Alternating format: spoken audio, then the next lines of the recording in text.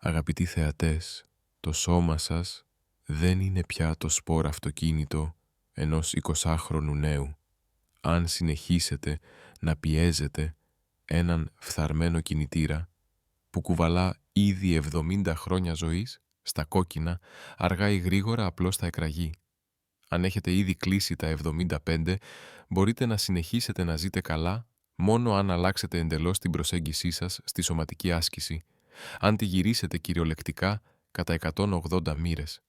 Θέλω να σας διηγηθώ την ιστορία ενός ασθενούς, του 75χρονου Ιβάν Πέτροβιτς, που τον περασμένο μήνα κατέληξε στην εντατική του νοσοκομείου μας. Στη γειτονιά του ήταν γνωστός ως πραγματικός κήρυκας του υγιεινού τρόπου ζωής. Κάθε πρωί, ακριβώς στις 5 η ώρα, σηκωνόταν για τρέξιμο και τα Σαββατοκύριακα φορούσε το σακίδιό του και ξεκινούσε για πεζοπορίες στα βουνά. Ενώ οι συνομήλικοί του περπατούσαν ήδη με μπαστούνια, εκείνος κυκλοφορούσε με σορτσάκι, επιδεικνύοντας τις δυνατές καλοσχηματισμένες γάμπες του. Δεν έπινε ποτέ αλκοόλ και δεν είχε βάλει ποτέ τσιγάρο στο στόμα του. Όμως ένα πρωί, στη διάρκεια της συνηθισμένης του διαδρομής στο πάρκο, ξαφνικά φώναξε από τον πόνο και σοριάστηκε στο έδαφος. Οι περαστικοί κάλεσαν αμέσως ασθενοφόρο και τον μετέφεραν στα επίγοντα. Η κατάστασή του όμως ήταν τρομακτική. Η καρδιά του βρισκόταν σε κατάσταση σοκ και από την πτώση είχε υποστεί ένα σοβαρό κάταγμα στον αυχένα του μυριαίου οστού. Αργότερα, όταν ο Ιβάν Πέτροβιτς συνήλθε, μου έπιασε το χέρι και με δάκρυα στα μάτια, γεμάτος πίκρα και απογοήτευση, με ρώτησε «Γιατρέ, τι έκανα λάθος?» Ενώ οι άλλοι έπιναν, εγώ γυμναζόμουν. Ενώ οι άλλοι κοιμόντουσαν, εγώ περπατούσα χιλιόμετρα. Γιατί συνέβη αυτό ακριβώς σε μένα, φίλοι μου? Μήπως ήταν απλώς κακή τύχη? Όχι. Θα σας μιλήσω ειλικρινά και χωρίς περιστροφές. Ο Ιβάν Πέτροβιτς βρέθηκε στο κρεβάτι του νοσοκομείου επειδή, με το σώμα ενός 70χρονου ανθρώπου, προπονούνταν σαν να ήταν ακόμα 20. Ας κάνουμε μια σύγκριση με ένα αυτοκίνητο. Φανταστείτε ότι έχουμε ένα κλασικό αυτοκίνητο 70 ετών. Το έχουν φροντίσει άψογα, γι' αυτό και εξωτερικά λάμπει και γυαλίζει. Όμως τι συμβαίνει μέσα στον κινητήρα? Τα εξαρτήματα είναι φθαρμένα, τα λαστιχένια παρεμβίσματα έχουν ξεραθεί και ραγίσει. Η ελαστικότητα του μηχανισμού έχει χαθεί. Τι θα συμβεί αν βγείτε με αυτό το αυτοκίνητο σε έναν αυτοκινητόδρομο και το επιταχύνετε μέχρι τα 150? Όσο καθαρό κι αν είναι το αμάξωμα, ο κινητήρας θα εκραγεί επί τόπου. Ακριβώς το ίδιο συμβαίνει και με το ανθρώπινο σώμα. Μετά τα 75, η καρδιά, τα αγγεία, τα οστά και οι μύες αποκτούν εντελώς διαφορετικές ιδιότητες. Η καρδιά γίνεται άκαμπτη, σαν ένα παλιό δερμάτινο ασκί, και τα αγγεία χάνουν την ελαστικότητά τους. Τα οστά γίνονται πορώδη και εύθραυστα, σαν ξερό καλάμι. Όμως, επειδή μέσα σας αισθάνεστε ακόμη νέοι ή επειδή σας κυριεύει η αιμονή να γίνετε όλο και πιο υγιείς, αγνοείτε την πραγματική κατάσταση του κινητήρα σας και πατάτε τον γκάζι μέχρι το πάτωμα. Αυτό δεν είναι άσκηση, δεν είναι αθλητισμός. Είναι βία απέναντι στον ίδιο σας τον οργανισμό. Σήμερα, ως γιατρός, σας μιλώ με ειλικρίνεια και από καρδιάς. Υπάρχουν 6 επικίνδυνα είδη σωματικής δραστηριότητας, για τα οποία στα νοσοκομεία συνήθως δεν μιλούν αναλυτικά, αλλά τα οποία πρέπει να σταματήσετε αμέσως μετά τα 75. Και υπάρχουν πραγματικά σωστές μέθοδοι άσκησης που μπορούν να κάνουν τον παλιό σας κινητήρα να δουλεύει για πολλά χρόνια, σταθερά και αξιόπιστα, σαν ενός σούπερκαρ. Πάρτε τώρα ένα χαρτί και ένα στυλό ή φωνάξτε τα παιδιά σας και παρακολουθήστε αυτό το βίντεο μαζί τους. Αν κατανοήσετε αυτά που θα σας εξηγήσω σήμερα, μπορείτε να γλιτώσετε εκατομμύρια ρούβλια σε ιατρικά έξοδα μέσα στα επόμενα 20 χρόνια. Και το πιο σημαντικό, θα περάσετε τα γυρατιά σας με αξιοπρέπεια και υγεία, χωρίς να γίνετε βάρος για τα παιδιά σας. Αν περιμένετε χρήσιμες πληροφορίες από αυτό το βίντεο, παρακαλώ πατήστε το κουμπί «Μου αρέσει». Αυτή η μικρή σας κίνηση μπορεί να γίνει ένα θαύμα που θα σώσει τη ζωή κάποιου ανθρώπου. Λοιπόν, ας μπούμε κατευθείαν στο θέμα. Τα πρώτα 3 είδη άσκησης που θα αναφέρω τώρα πρέπει να τα σταματήσετε από σήμερα κιόλας. Αν είστε πάνω από 75, όχι, ούτε καν να τα σκέφτεστε. Δεν μιλάμε απλώς για εξοικονόμηση χρημάτων. Αυτός είναι ένας κανόνας επιβίωσης για να προστατεύσετε το σώμα σας που προς το παρόν παραμένει ακόμη υγιές. Ο Ιβάν Πέτροβιτς με ρώτησε στην εντατική, δηλαδή το καθημερινό μου τρέξιμο που τόσο αγαπούσα παραλίγο να με σκοτώσει. Του απάντησα σταθερά και χωρίς δισταγμό. Ναι. Το πρώτο πράγμα που πρέπει να σταματήσετε αμέσως είναι το τζόκινγκ μέχρι εξάντλησης, μέχρι να χάσετε την αναπνοή σας. Πολλοί ηλικιωμένοι κάνουν λάθος. Νομίζουν ότι η προπόνηση είναι αποτελεσματική μόνο όταν ο υδρότας τρέχει ποτάμι και όταν λαχανιάζεις. Αυτό είναι ένα στερεότυπο που κουβαλάμε από τη νεότητά μας. Όμως μετά τα 75 αυτό το στερεότυπο μετατρέπεται σε δηλητήριο που μπορεί κυριολεκτικά να σταματήσει την καρδιά σας. Γιατί στη νεότητα η καρδιά μας είναι μαλακή και ελαστική, σαν ένα λαστιχένιο μπαλάκι. Όταν φτάνει το αίμα, διαστέλλεται εύκολα και ύστερα το σπρώχνει δυνατά προς τα έξω. Όμως μια καρδιά που χτυπά ασταμάτητα για περισσότερα από 70 χρόνια γίνεται σκληρή, σαν παλιό, χοντρό δερμάτινο ασκή. Στην ιατρική αυτό ονομάζεται αυξημένη δισκαμψία του μυοκαρδίου. Τι συμβαίνει λοιπόν όταν σε αυτή την κατάσταση αρχίζετε ξαφνικά να τρέχετε και να ανεβάζετε απότομα τους παλμούς? Η άκαμπτη καρδιά αρχίζει να χτυπά πιο γρήγορα, αλλά δεν προλαβαίνει ούτε να γεμίσει σωστά με αίμα, ούτε να το αντλήσει αποτελεσματικά. Το αποτέλεσμα είναι η ισχαιμία, μια κατάσταση όπου ο ίδιος ο καρδιακός μυς δεν λαμβάνει αρκετό αίμα. Με απλά λόγια, η καρδιά ασφικτιά. Γι' αυτό μπορεί να τρέχετε νιώθοντας σχετικά καλά και ξαφνικά να φωνάξετε από τον πόνο και να καταρρεύσετε.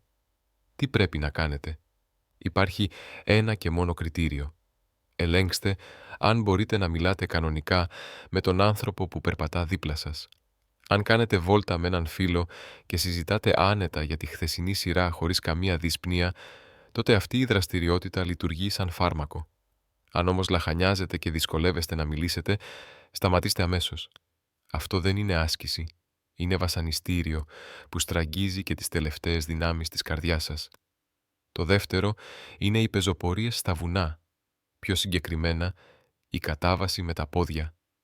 Ο Ιβάν Πέτροβιτς τραυματίστηκε ακριβώς στην κατάβαση.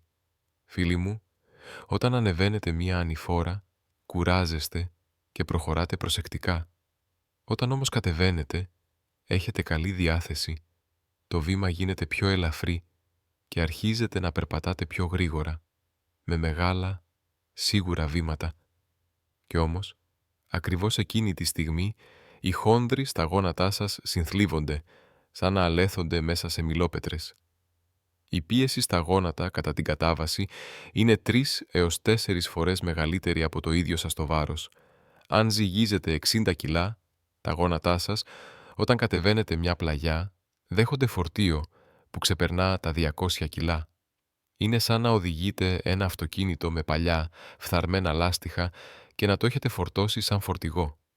Και ακόμη πιο επικίνδυνη είναι η πτώση. Αν μετά τα 70 πέσετε και σπάσετε τον αυχένα του μυριαίου, δεν πρόκειται απλώς για ένα κάταγμα. Οι γιατροί το αποκαλούν εισιτήριο χωρίς επιστροφή. Τα στατιστικά είναι αμίλικτα.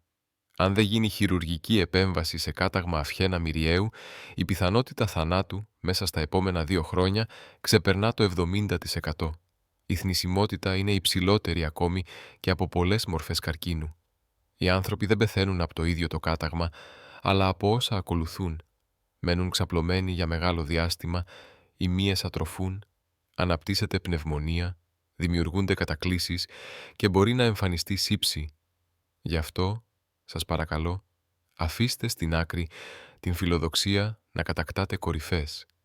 Αν θέλετε οπωσδήποτε να βγείτε στη φύση, πηγαίνετε με το αυτοκίνητο μέχρι την είσοδο ενός πάρκου και περπατήστε μόνο σε επίπεδα, ασφαλή μονοπάτια.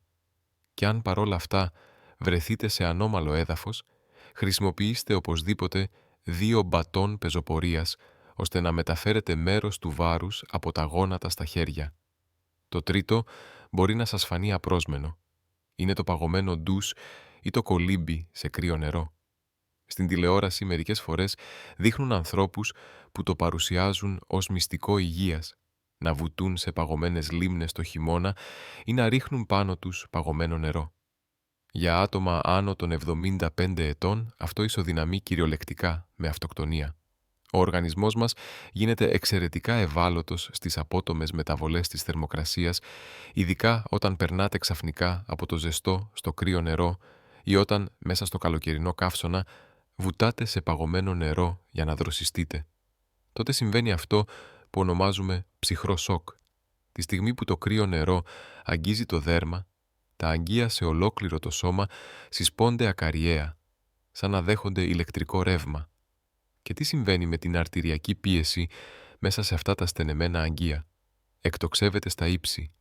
Μην αντέχοντας αυτή την πίεση, τα αγγεία του εγκεφάλου μπορεί να σπάσουν ή ακόμη και να σταματήσει η καρδιά. Στην πραγματικότητα, πάρα πολλοί ηλικιωμένοι χάνουν τις αισθήσεις τους σε πισίνες με κρύο νερό ή σε παγωμένα λουτρά και καταλήγουν να μεταφέρονται εσπευσμένα με ασθενοφόρο. Το κολύμπι, από την άλλη πλευρά, είναι εξαιρετικό. Δεν επιβαρύνει τις αρθρώσεις και αποτελεί μια θαυμάσια μορφή άσκησης, όμως η θερμοκρασία του νερού πρέπει να είναι ζεστή, κοντά στη θερμοκρασία του σώματος. Σε πολλές πισίνες υπάρχουν ειδικές θεραπευτικές δεξαμενές ή ζεστά λουτρά. Περπατήστε εκεί μέσα αργά, μέσα στο νερό. Αυτός είναι ο ασφαλής δρόμος. Αυτά τα τρία πράγματα που ανέφερα, το τρέξιμο, η κατάβαση από βουνά και το κρύο νερό, είναι οι πιο ισχυροί εχθροί που επιτίθενται άμεσα στην καρδιά και στα οστά σας. Όμως δεν τελειώσαμε εδώ. Τα επόμενα 3 σημεία που θα σας εξηγήσω είναι ακόμη πιο ύπουλα και πιο επικίνδυνα. Αν πηγαίνετε στο γυμναστήριο, αν παίζετε γκολφ ή αν κάνετε ποδήλατο και δεν γνωρίζετε αυτά που ακολουθούν, τότε πραγματικά βρίσκεστε σε μεγάλο κίνδυνο. Ελπίζω αυτό το βίντεο να γίνει μια ασπίδα που θα προστατεύσει τη ζωή σας. Μοιραστείτε το με τους αγαπημένους σας φίλους. Όσο περισσότερο μοιραζόμαστε το καλό, τόσο περισσότερο αυτό πολλαπλασιάζεται. Λοιπόν, ας περάσουμε στο ακόμη πιο σημαντικό κομμάτι. Τώρα θα σας μιλήσω για 3 ασκήσεις που είναι ακόμη πιο ύπουλες και επικίνδυνες.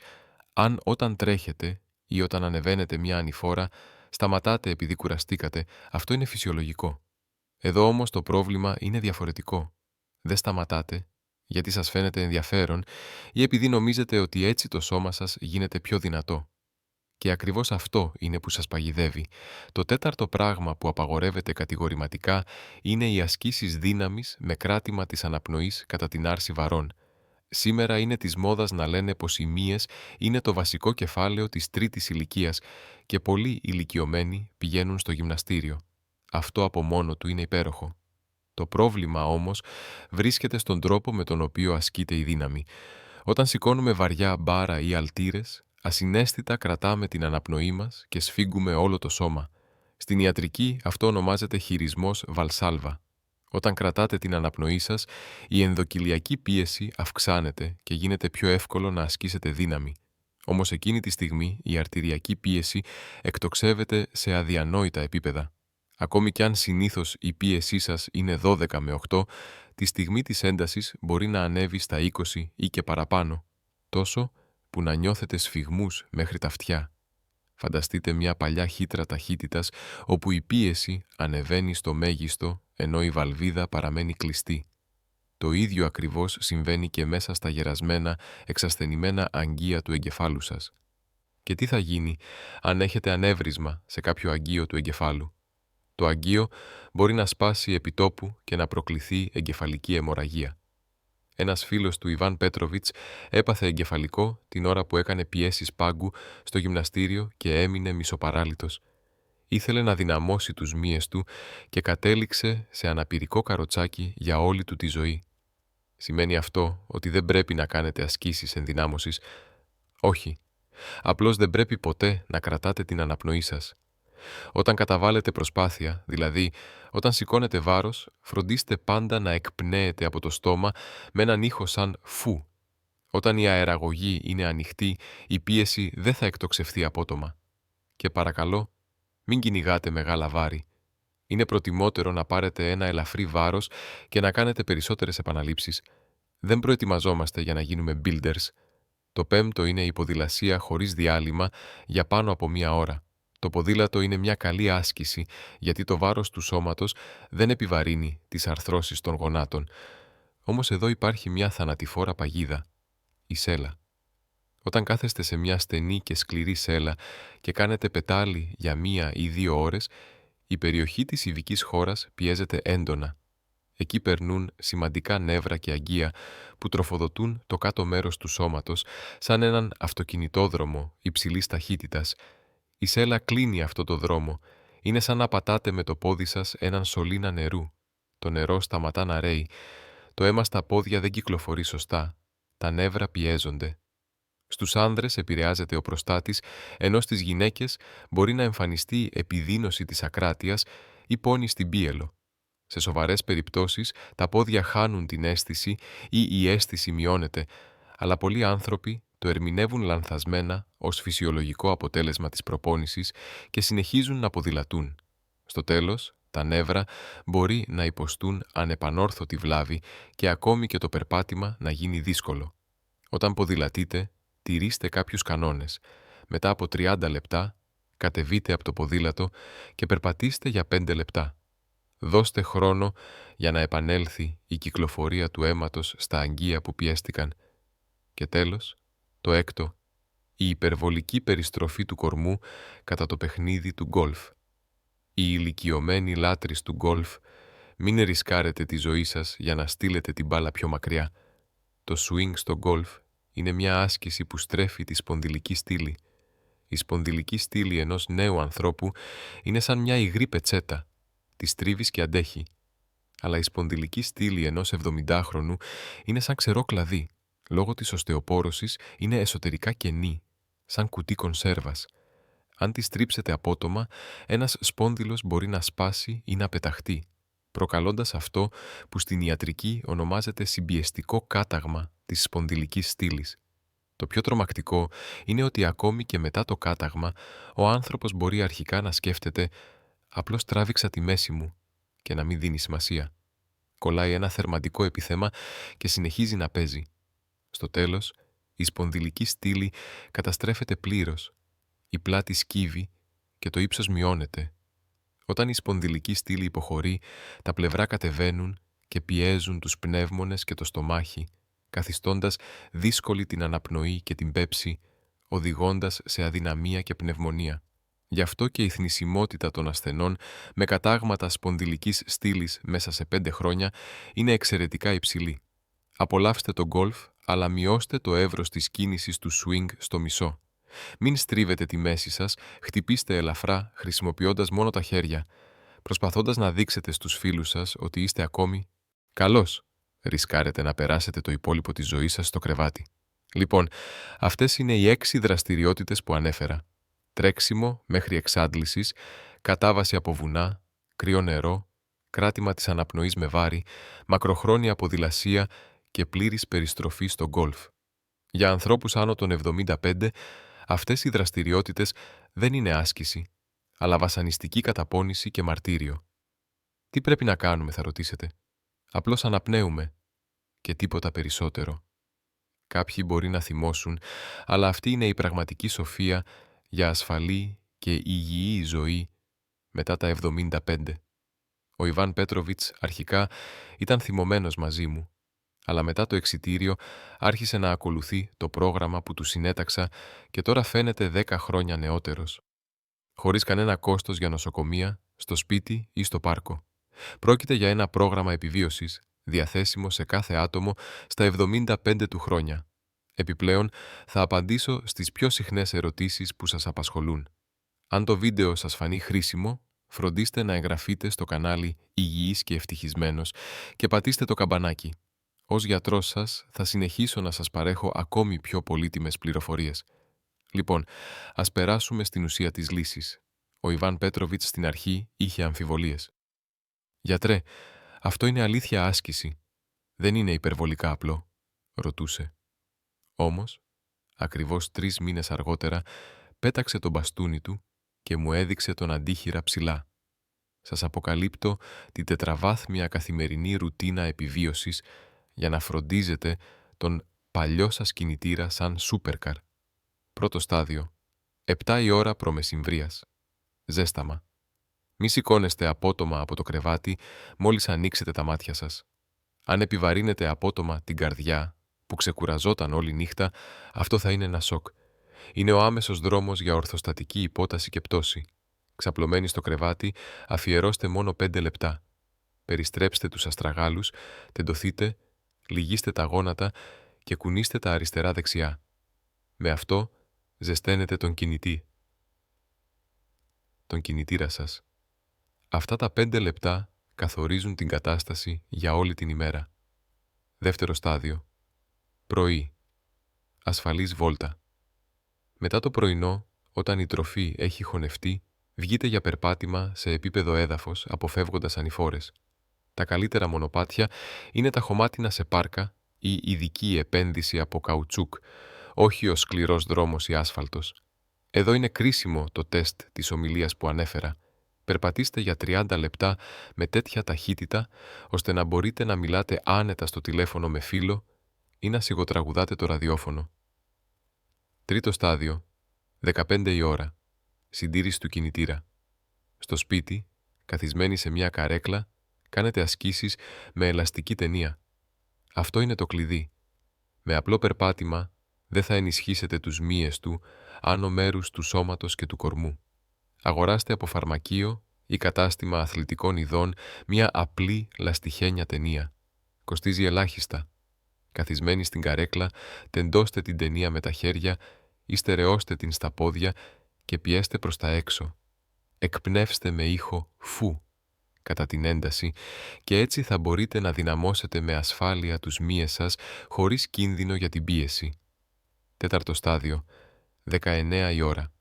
Περπάτημα στο νερό. Βγείτε για περπάτημα σε πισίνα με ζεστό νερό. Ας είναι η τοπική σας πισίνα.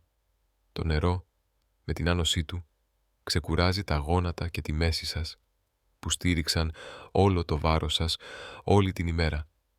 Λόγω της αντίστασης του νερού, το αποτέλεσμα της απλής βόλτας μέσα σε αυτό είναι διπλάσιο από ό,τι στη στεριά. Αυτή τη ρουτίνα ακολουθούσε ο Ιβάν Πέτροβιτς. Είναι δωρεάν, οι αρθρώσεις δεν τραυματίζονται και η καρδιά παραμένει ασφαλής. Και τώρα, 3 συχνές ερωτήσεις που μου κάνουν στο ιατρείο. Πρέπει να ξέρετε τις απαντήσεις για να έχετε πλήρη εικόνα. Ερώτηση πρώτη. Γιατρέ, όταν περπατάω, πονάνε τα πόδια μου, σαν να πρόκειται να σπάσουν. Αυτό είναι αποτέλεσμα της άσκησης. Είναι μια πολύ σημαντική ερώτηση, γιατί ο πόνος μπορεί να είναι είτε ψευδής συναγερμός, είτε ένδειξη πραγματικού κινδύνου. Αν πονάνε τα πόδια σας κατά το περπάτημα, αλλά όταν σκύβετε προς τα εμπρός ή κάθισε σε ημικαθιστή θέση, ο πόνος υποχωρεί, τότε πιθανότατα πρόκειται για στένωση του σπονδυλικού καναλιού, το λεγόμενο σύνδρομο καροτσιού σούπερ μάρκετ. Είναι ενοχλητικό, αλλά δεν απειλεί τη ζωή. Αν όμως σταματάτε λόγω πόνου και τα πόδια συνεχίζουν να πονάνε ακόμα και όταν στέκεστε ή νιώθετε κρύο στα πόδια, τότε πρόκειται για πραγματικό κίνδυνο. Αυτή είναι μια πάθηση των περιφερικών αρτηριών, όπου τα αγγεία στα πόδια είναι εντελώς φραγμένα. Αν τα αγγεία των ποδιών είναι φραγμένα, τότε και τα αγγεία της καρδιάς και του εγκεφάλου βρίσκονται επίσης στα όρια απόφραξης. Σε αυτή την περίπτωση δεν πρέπει να ασκήσετε, αλλά να τρέξετε αμέσως σε καρδιολόγο ή αγγειοχειρουργό. Δεύτερη ερώτηση. Τα χέρια και τα πόδια μου είναι αδύνατα, ενώ η κοιλιά προεξέχει. Είναι φυσιολογικό? Κατηγορηματικά όχι. Αυτός ο τύπος σώματος στην ιατρική ονομάζεται σαρκοπενικό παχύσαρκο. Η θνησιμότητα σε αυτή την κατάσταση είναι πολύ υψηλότερη από ό,τι στην απλή παχυσαρκία. Στη θέση των χαμένων μειών έχει εμφανιστεί σπλαχνικό λίπος. Και αυτό το λίπος είναι ένα εργοστάσιο φλεγμονών. Η λύση είναι μία. Μην μειώνετε